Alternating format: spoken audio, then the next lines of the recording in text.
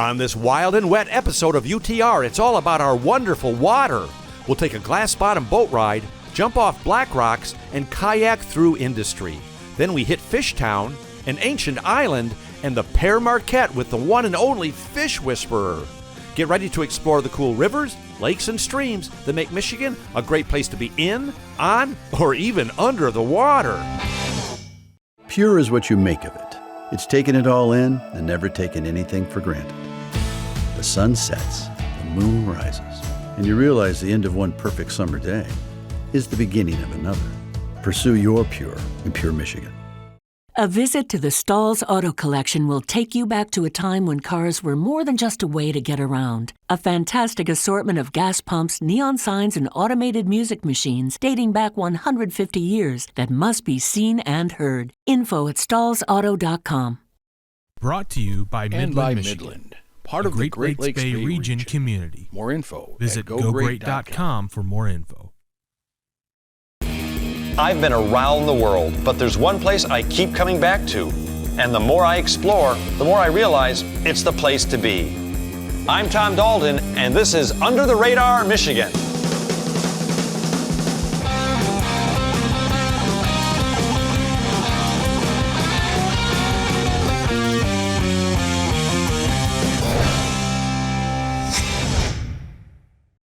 Hey everybody, me again. Well, I got good news and bad news. Good news is I made it through COVID. All right.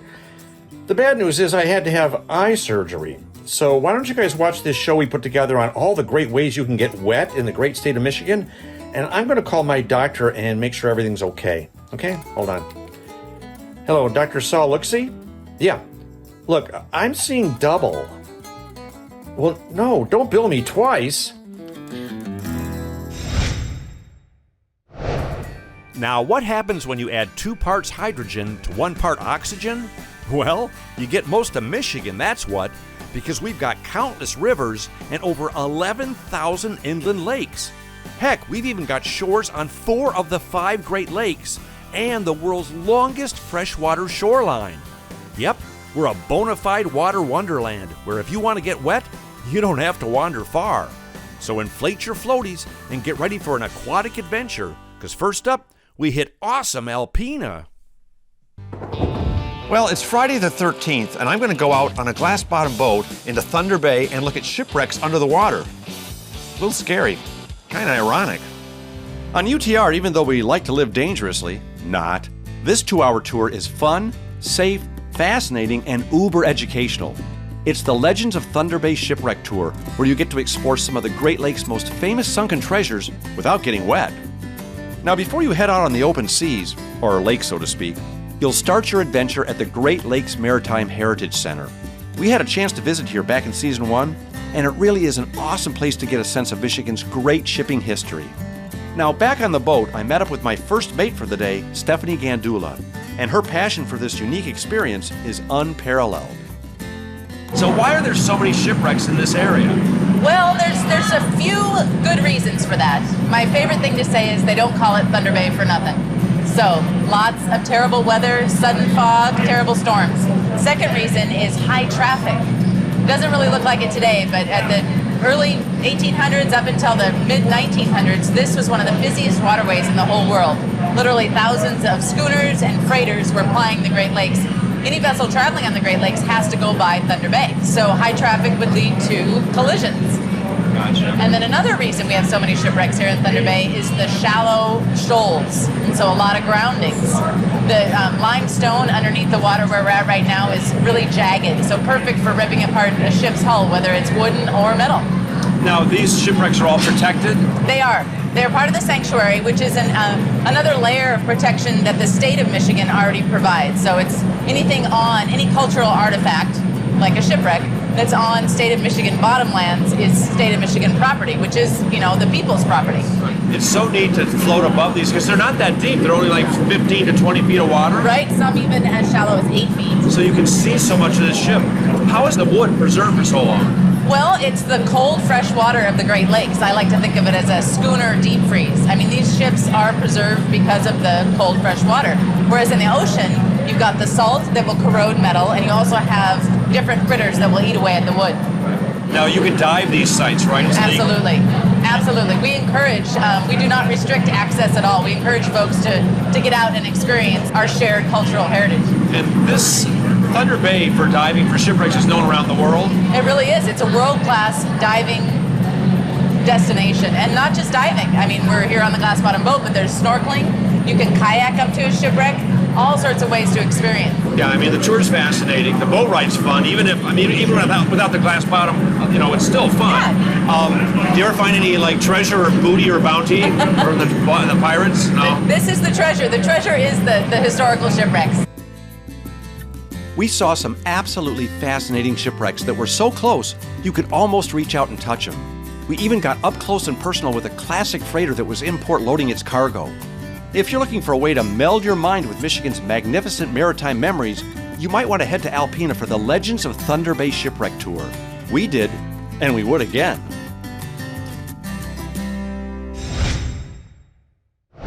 Remember when your mom used to say to you, well, if your friends are going to jump off a cliff, are you going to jump too?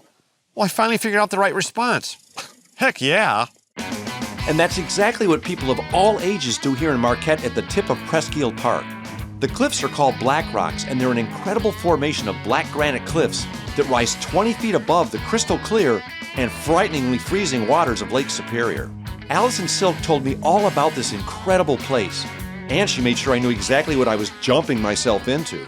I was going to ask you why they call this Black Rocks, but it's pretty obvious. These rocks are the black. rocks. And actually, some of the rock formations that you'll see from the shore if you go out on a boat. We have some of the oldest rock formations in the world in this part of the country. Wow, the view is incredible. Yeah. Now, how long have people been jumping off these rocks? As long as people can remember. I've talked to NMU alumni and people that have lived here 40, 50 years ago, and they remember doing this growing up and, being students at Northern jumping. And does the park mind that people jump here? They don't, no, they don't promote it, but somehow the word gets out. We have people that come in and say this is on their bucket list. Everybody knows about it, so I think it's just through word of mouth that it's promoted. This is not on my bucket list, No. but I'm going to. You're doing it anyways? Well, I think I'll try it anyway, Yeah. But I got to ask you, what's it like having all this in your backyard? It's incredible. I feel like I live in the most beautiful place in the world. I've shown pictures to family and friends. There are some overlooks in this park, Presqu'île Park, where we are right now, and people have thought I'm in California, Oregon, Washington. They can't believe it's Michigan. How far is the jump down to the water? It's about 15 to 20 feet, so not too bad. 15 sounds better. Yes, Yeah. We'll go with 15. And the water obviously is deep enough for the jump? It is, yep. No one has ever been injured jumping. There are different spots, and everywhere you really want to jump, it's safe. And it's toasty warm this time of year, Yep, right? oh, about 90 degrees, yeah. Before I took my own leap of faith, so to speak, I wanted to find out what possessed other people to do this crazy thing. So is it true you guys have thicker blood up here, or are you just crazier? Probably a little bit of both. You and I should know better than to be doing stuff like this. Why are you doing it? Because I've been doing it for a long time. Really? And you're just going to do it again? I'm going to do it again. Too bad my kids couldn't come today. They'd be proud or ashamed or embarrassed? No, they've been doing it since they were 5 and 7. Do you have a favorite thing you like to yell when you go in? Not really. I'll yell for you. You kind of just got to do it. I'll yell for you. Go ahead. Excelsior! Okay, let's see you do it. I dare you. I double dog dare. Oh my gosh! Hey, she disappeared right in the water. So you are doing this because... Because I like to get wet. No, tell me the truth. It's because chicks dig cliff divers, right? That's very true.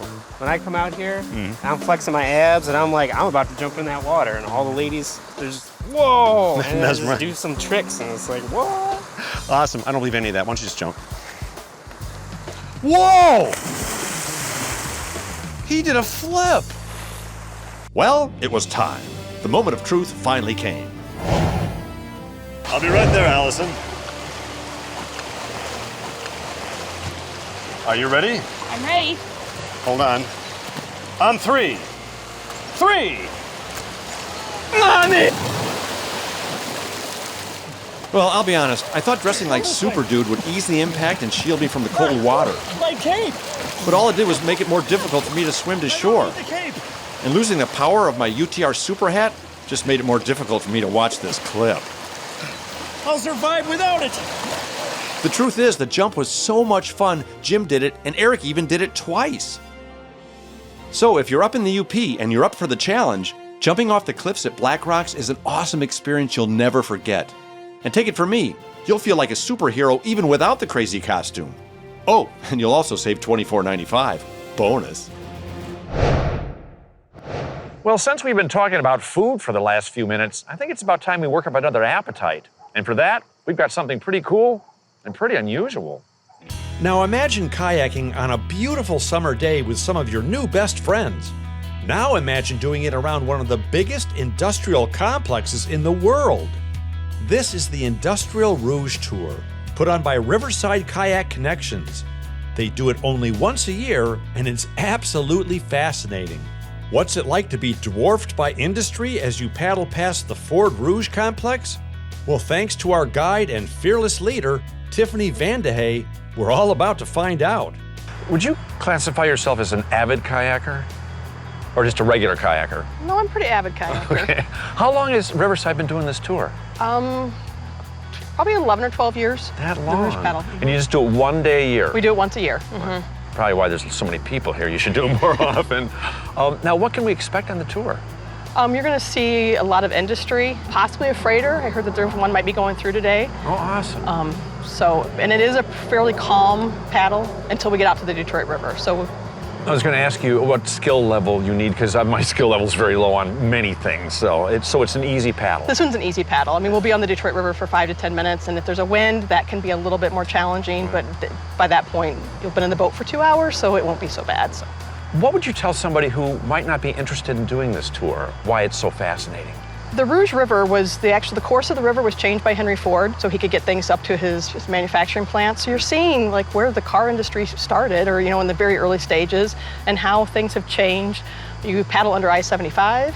That's kind of a really cool experience. You're starting to see how wildlife is coming back in those areas. So there's definitely, you'll probably see some birds along the way, herons. You'll see people fishing. I mean, just a lot of different, not just the industry, but also some nature and just how people are living along the river.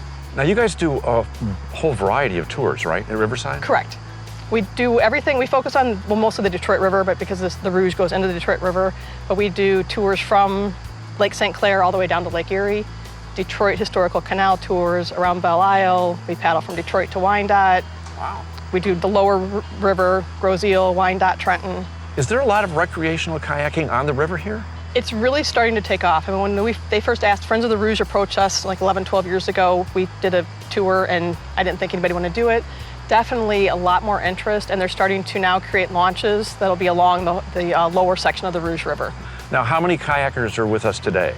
There will be about 25 today total. Boy, it's like wrangling cats. How are you going to keep us all together? Well, luckily the river's very calm. It's very calm. So, yeah. And we will have safety boaters that will be out with us to help everybody. So. Oh, good. I'll need my own safety boat. Well, enough talking about kayaking. It was time for us to put our crafts in the water and our paddles to work. And what a wonderfully surreal paddle this is. Sitting in your kayak, you're overwhelmingly dwarfed by some of the most gigantic industrial structures imaginable. It's almost like you're slowly passing through the belly of a giant mechanical beast with all the sights, sounds, and smells of progress. And at the end of the tour, you paddle right out onto the Detroit River with incredible views of the city skyline, the awesome Ambassador Bridge, and monster freighters. It's a pretty grandiose end to a terrific tour. If you're looking for a completely different kind of kayaking experience, get a hold of the folks at the Riverside Kayak Connection and take the Industrial Rouge Tour or one of their other fun tours. You'll learn a lot, laugh a lot, and of course, work up the appetite necessary for our next segment. Hey look, Fishtown! Pretty cool, huh? Welcome to Leland's Fishtown. Now, if at first glance you think it's just another one of those fabricated, recreated tourist traps, I've got some news for you. Sure, it has all the nostalgia and unique shops that families and wives like mine love, but at the heart of it all is a real, authentic working fishing village that hasn't changed in generations. It's just this little charming place that's not like anywhere else in the world. I mean, it's unique. Where else could you find anything like this? Then there's the fish. Look, kids, whitefish. They taste good, too. So if you're looking for fresh fish, good luck finding it any fresher than here at Carlson's of Fishtown. This family's been fishing these waters for 6 generations now. That's like 1,000 years, I think. Fishtown is still, obviously, I can see from here, is still a real fishing community. Absolutely. It's one of the only active fishing villages in the country. There are a lot of shops here, but that's how we saved Fishtown.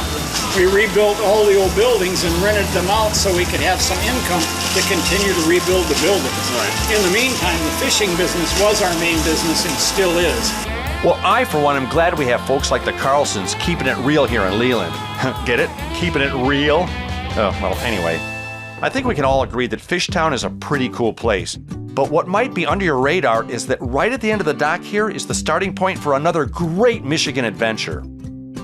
Since 1917, the Manitou Island Transit Company has been taking people out to explore North and South Manitou Islands. These 2 beautiful and rugged islands are about 15 miles offshore and are part of the Sleeping Bear Dunes National Lake Shore. Ah, the seas were angry that day, my friend, so the ride out was not for the faint of stomach.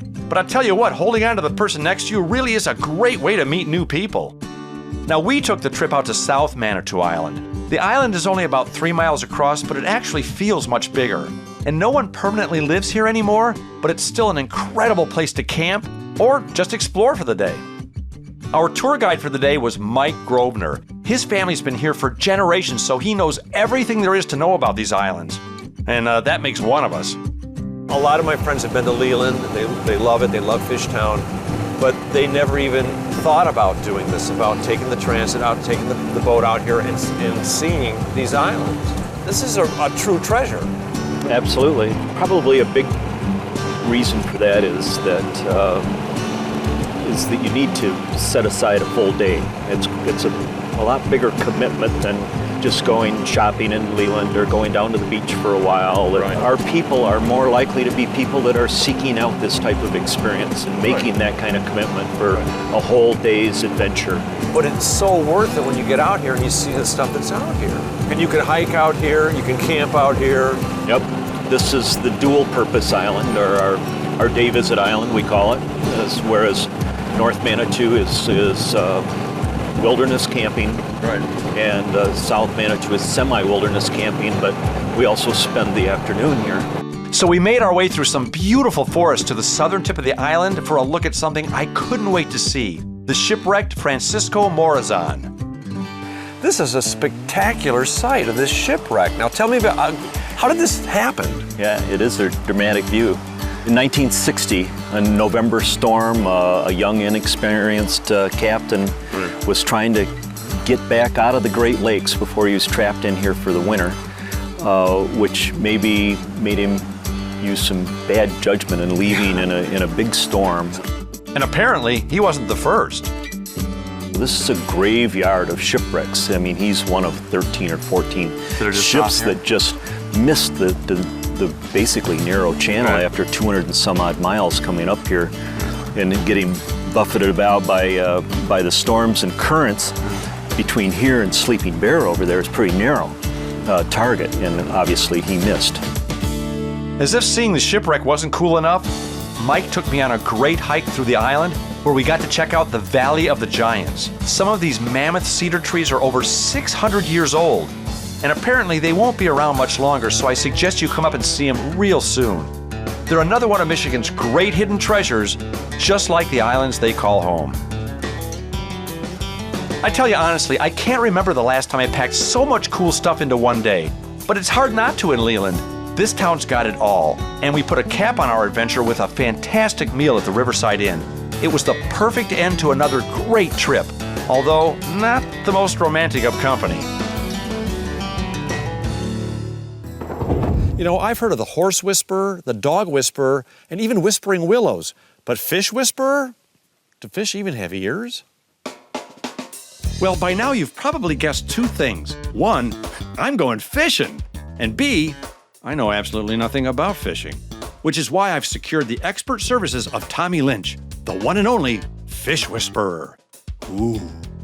When it comes to any and all things fly fishing, this guy is the wizard of the water. He knows every fly, every fishing hole. Heck, he even knows some of the old fish in the river by name. We met Tommy on the Pere Marquette River just south of Baldwin, where I tried both fly fishing and, given my general lack of skills and knowledge, probably Tommy's patience as well. Okay, what we're going to do here, brother, before we start getting you going is I want you to try a couple of practice casts out there. You want me to try a couple of practice casts? Yep. Now, just to give you a frame of reference on myself, there's a park near me that's got a river, and I occasionally see guys up there in waders doing this, and that's the extent of my knowledge about fly fishing. See? I already messed it up. I'll tell you a big thing with fly fishing, too. Yeah. Less is more here. The harder you hit this thing, the worse it gets. So it's up slow, way back to 2 o'clock, stop at 10 o'clock. Gotcha, because it's so light. And if you pull it out of the water, it doesn't work. Right idea? You're there kinda we go. Swinging your arm there a little. Oops. Is that better? Getting warmer. I got to ask you real quick, how did you get the name Fish Whisperer? Oh, old college girlfriend. An old college girlfriend? She was into horses, and she used to yell at me for going to Alaska in the summers. So it's in your blood. You've been doing it for a long time. Yep. Better than bowling. Better than bowling. Well, when was the first time you got hooked on fishing? Pun intended. Well, I think I was in upstate New York. Yeah. My father and my mother took me to see my Uncle Fred. He had this private little pond in his backyard, and I caught a bass. Yeah. And the whole putting something out there and asking something to bite it really hit home. So if you can hit that bank there, Tom, that's a good one. Remember, slow, let it load. Oh, slow and low. Now, and I have to admit, too, the first time I talked to you on the phone, and this is a true story, by the way, I had to stop you and tell you that I didn't understand a darn thing you were saying to me. It is. There's kind of a subculture. We're just a bunch of geeks. We're just missing pocket protectors, really. Yeah, but I mean, there's all the different insects that you know, and all the different. It's just amazing. It's a totally different language, a totally different culture. But I can completely see now that we're on the river how you can get hooked on this so easily. As you can see, this has the potential to be a pretty long day for the other Tom.